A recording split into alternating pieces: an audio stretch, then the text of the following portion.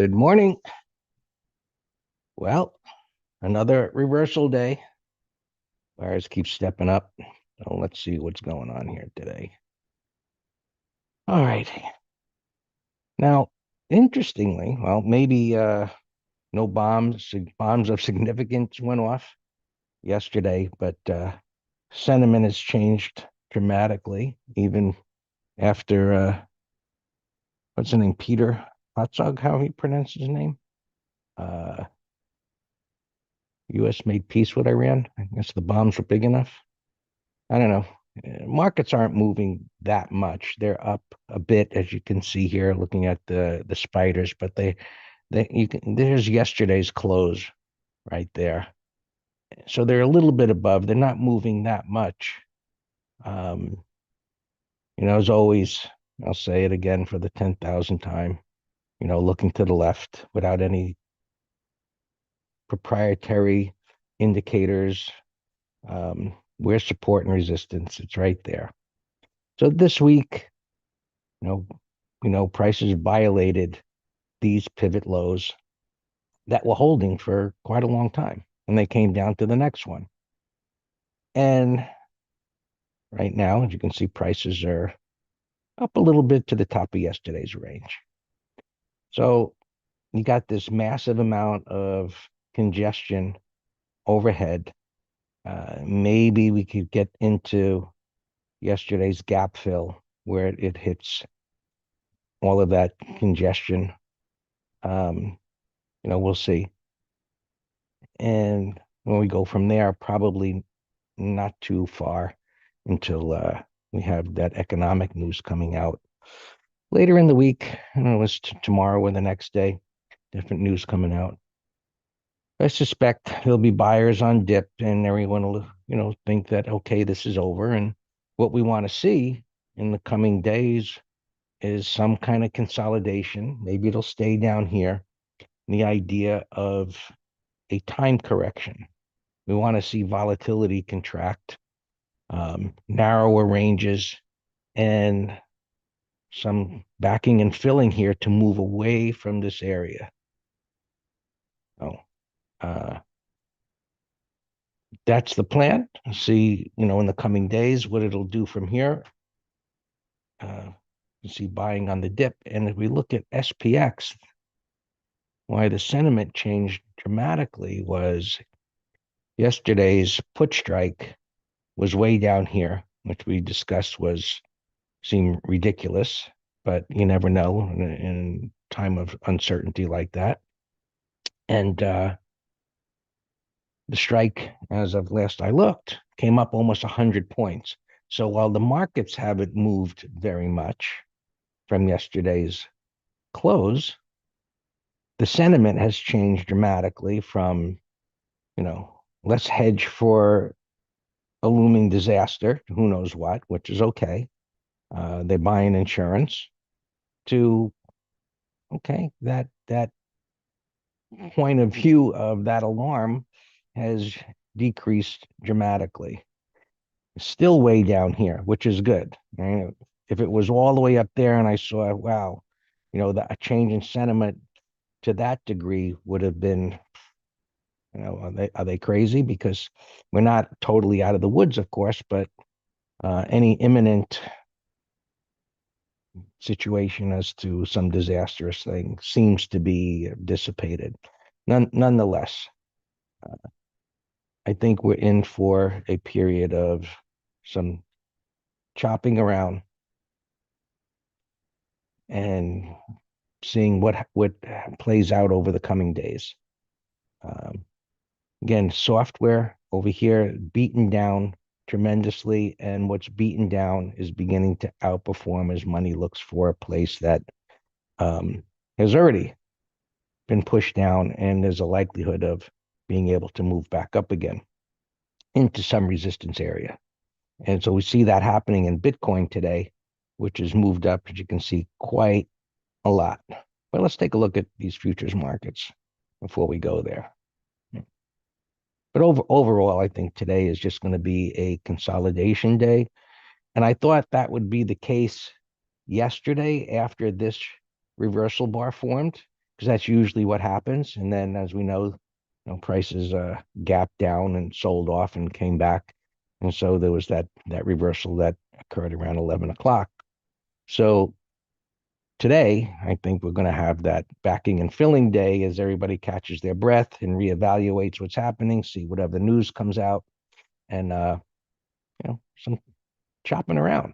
I think that's what's in the cards. So one of the things I mentioned in last night's update was, looking at things as we should, objectively and bar by bar. And let me just go back to the S&P here. It's just what I covered. As we saw different reversals, and we see, wow, it came all the way back off of the low. Well, that's fine. Looking at that from the point of view, and let's look at it on the spiders. It covers the gap. How far did it penetrate into a prior bar's range? So, looking at it here, and we see there's a big down bar, and we see a penetration and close into a big red bar. That supports a bias that it can go higher because that buying went deeply into there. Does the AD chart align? No. So when you're asking me, and this is being asked on the social media there, the advancers minus decliners, which is this chart here, this was down at a minus 23 or 2400 at its worst levels of the day. This is the day-to-day close. So this moving down like that actually is a positive and this number here, I don't breath.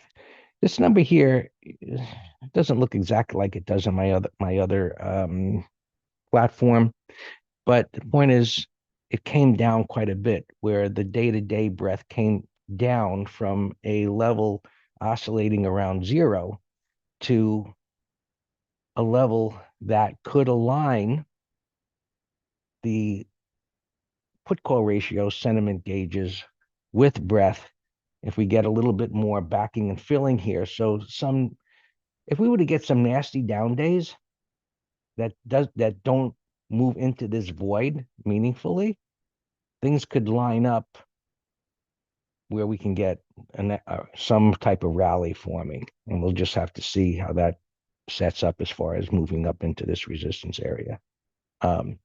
So, and yesterday was a positive as far as breath, finally, some damage being done into some things that were holding up really, really well. Right. The point I was making here is the depth of retracement into this green bar wasn't that far. So while it rallied off of the lows from the support area, which was impressive, it wasn't that impressive from a day-to-day basis. So as we look at the Qs, was similarly, right, that wind up holding much better than the S&P did, and it reversed. And so we're just into a choppy consolidation here, and we'll just see how that plays out. And see, this is not too far from yesterday's high, and it's got a little room if it's going to fill that gap there. And so today, if this can move up into, looking at that 15-minute chart there, into this unfilled gap, if it can close up there, that would really change the look of this daily time frame to be from what happened yesterday to, okay, it's still into this big giant mess, but getting penetrated into this bar, getting up there, would then create a very significant support area that shouldn't be violated. So we're looking at this bigger picture and looking at bar by bar, depth of retracement, and to reevaluate, hey, is this just going to be another big choppy range where we now have another lower trading range below this higher trading range, and we'll just see where it goes from there. All right. IWM, same story. It didn't penetrate that deep, but it held the support area. It didn't close below there. So it's going to take a few days, I think, of dealing with this to see, does it move back down? In other words, hey, if today opens up here where it is, right? It's opening up here. If today's a big down bar where it closes down here, the message is, right, sellers took control and the probability increases that it goes down to here. So right now we are in a situation of gathering information to see what follows through today or not. It's really that simple. Now the Dow was damaged much more. It was holding up better, and that often is the case where you have something that's holding up, and then the buyers there give it up, and that came down, violating all of the support. It didn't penetrate that deep into there, and you can see where it's at. Same situation as we look around. And we look at all these different markets because sometimes one is telling us a better story than another. So Bitcoin is doing great today. We've been talking about this pattern where it was kind of coming to an area where it was going to break out or break down, and it broke down, it came back up, and it consolidated, showed some relative strength to what was going on here, and now it's clearing these highs, and it's got another high here, but after this length of consolidation, for me, that supports a bias. This can continue to go up. And the way it came down, it doesn't have a lot of overhead resistance. And that's a positive, even though, you got a 50 that's pointing down and it's broken down as a short-term trade. It looks like it should be able to continue to advance. So that looks good. Ethereum is going to be the same.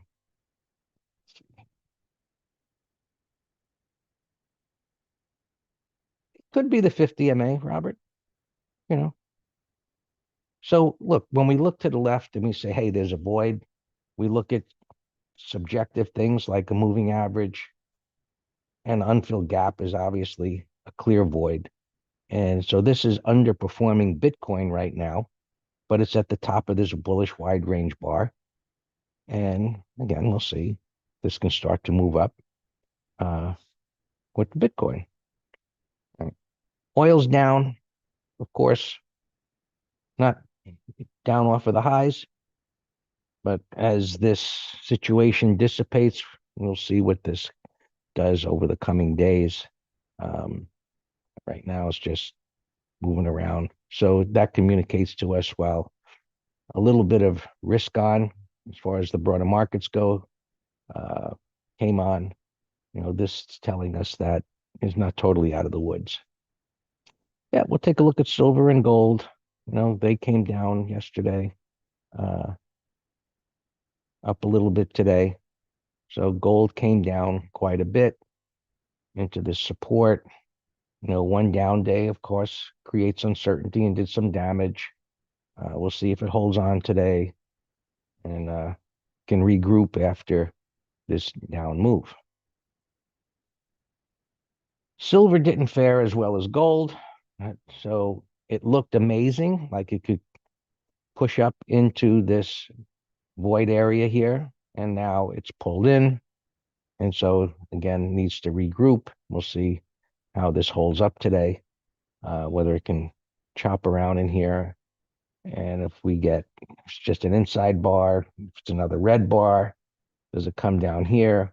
So what happens when patterns deteriorate as this has, right? This red bar wasn't such a big deal, but it followed through. And now it's down here. And now we need to wait to see how it could regroup and what it's going to do there. Well, we don't know right now. We need another pattern to form. Let's take a look at that. SMHs,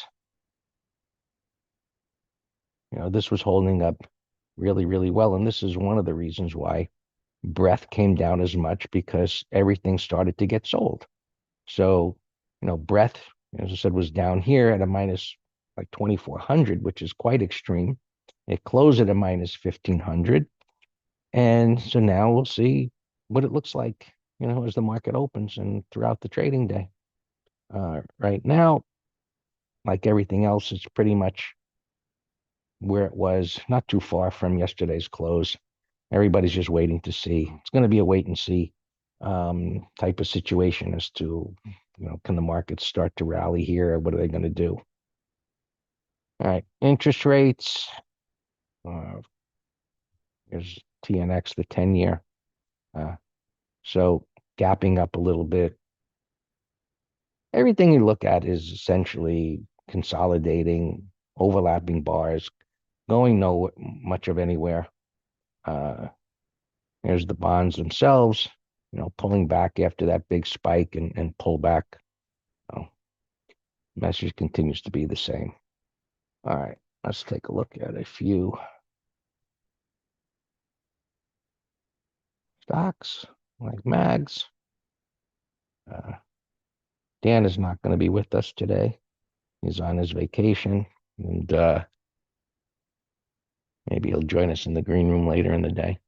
So Amazon, that came back strong. So applying the same concept of bar by bar and how far prices penetrated into a bar, even though this is broken down in a big way, you can see how this closed so far into yesterday's range.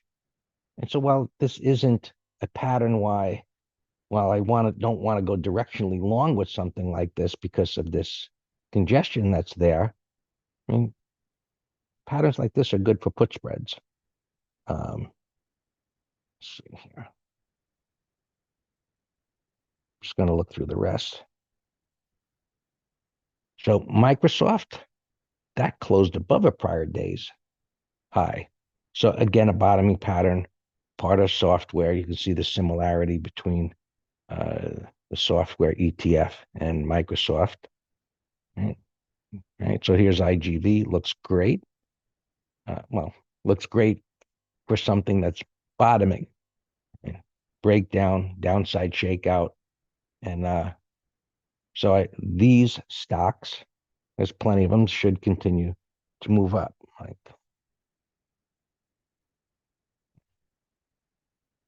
this is, again, bottoming. There's different degrees of bottoming, but look at the bar by bar.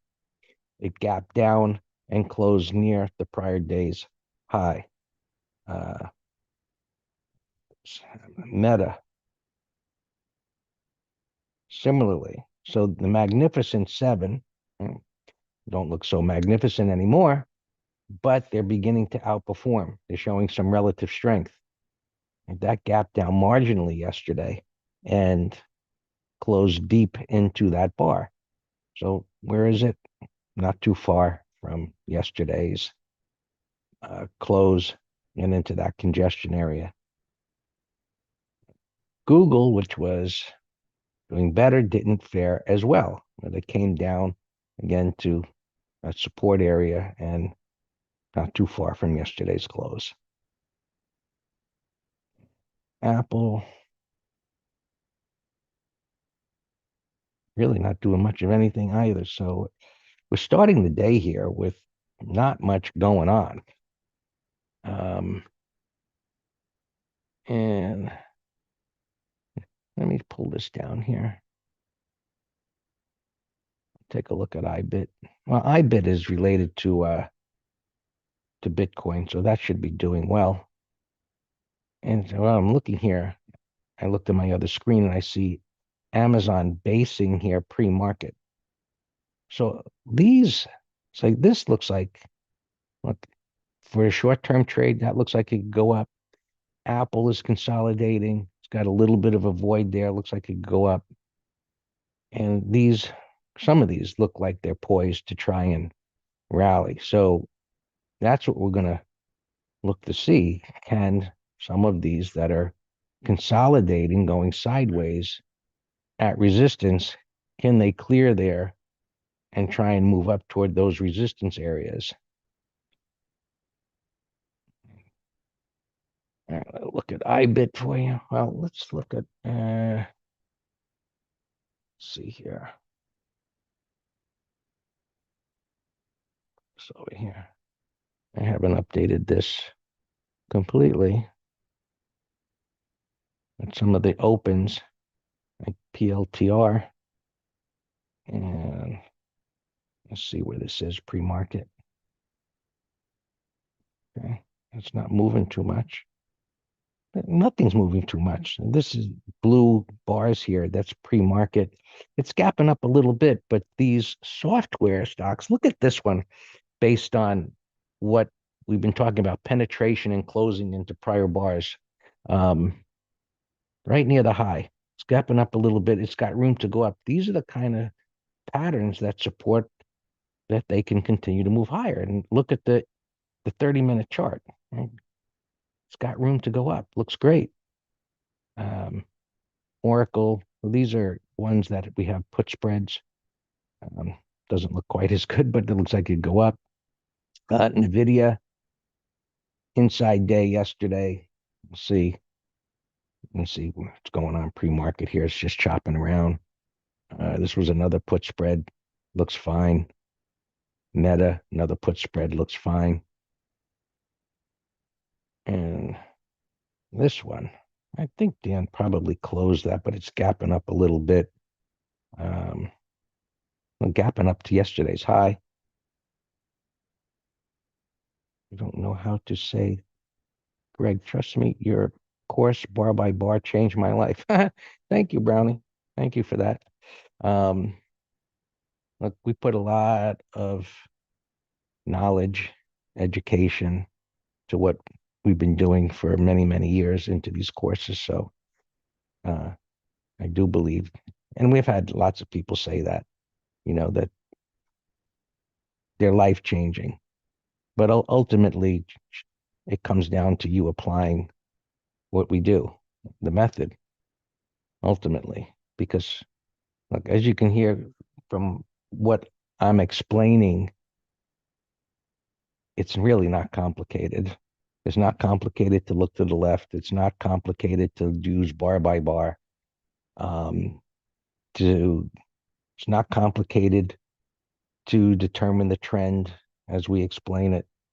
So ultimately, the difficult part, if you will, is getting your head wrapped around all of the concepts and then thinking that way. Why I call it a thought process, these thought building lessons, and thinking that way on a consistent basis.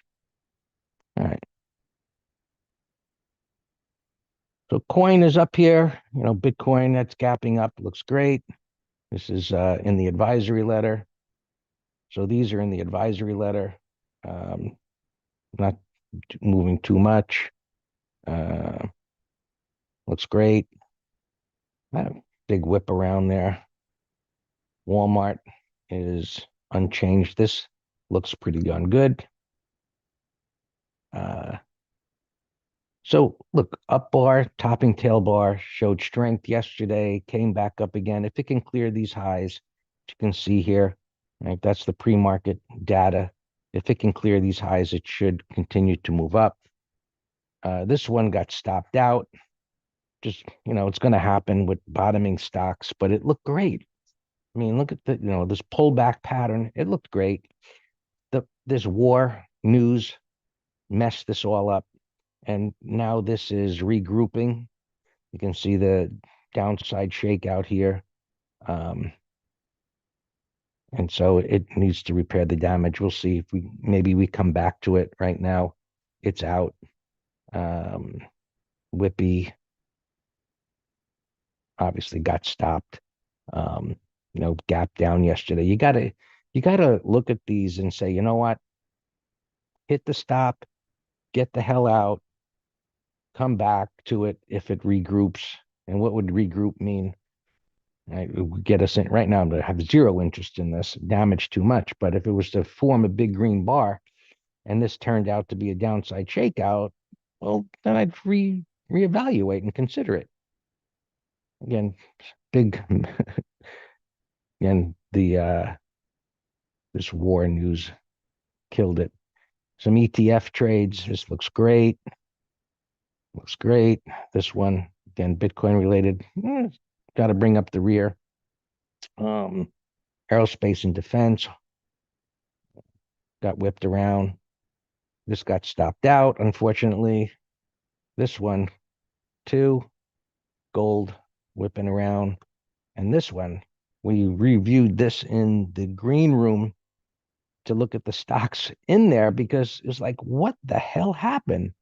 Uh, and as we looked at individual stocks, there were some that got hit, but not to this degree. So it was the cumulative effect of the different stocks coming down that really cratered this ETF.